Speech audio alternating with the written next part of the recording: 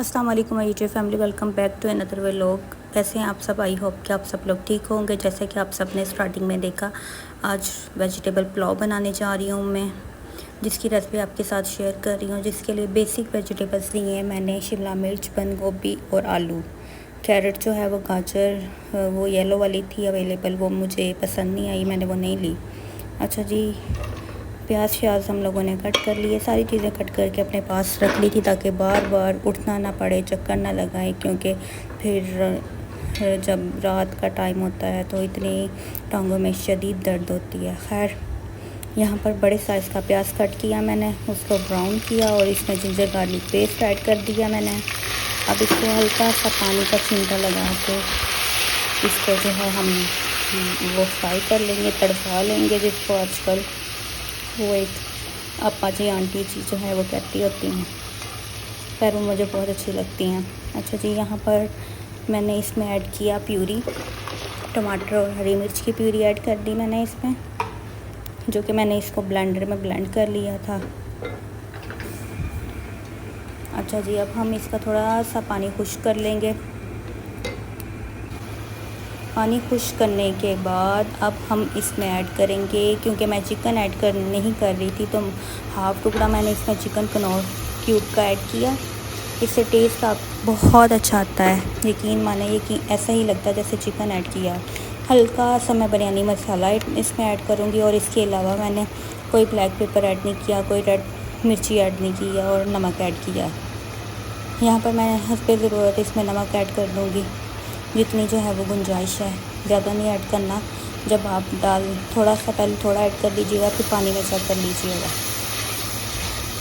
अच्छा जी, मसाला हमारा जो है वो मैंने भून लिया, रेडी हो गया तकरीबन ऑलमोस्ट। अब मैं इसमें आलू ऐड कर दूँगी।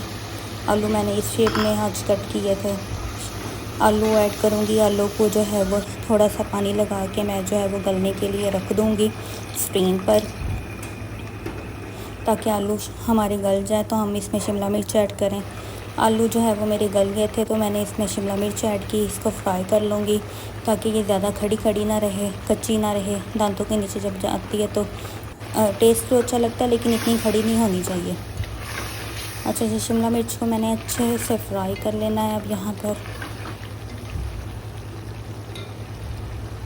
शिमला मिर्च को मैंने फ्राई किया, और अब जो है वो चावल जितने थे मेरे 1.5 गिलास, उतना ही जो है वो मैं 1.5 गिलास पानी ऐड कर दूँगी।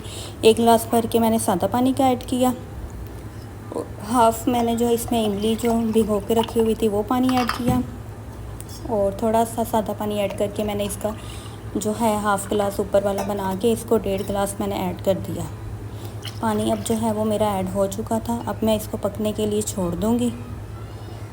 पानी जो है वो मेरा पकने लग गया था, और अब जो है वो बारी आ गई है जी चावल डालने की। चावल डाल के फिर हम इसको पकाएंगे। पानी खुश्क करने के बाद इसको दम पर लगा देंगे।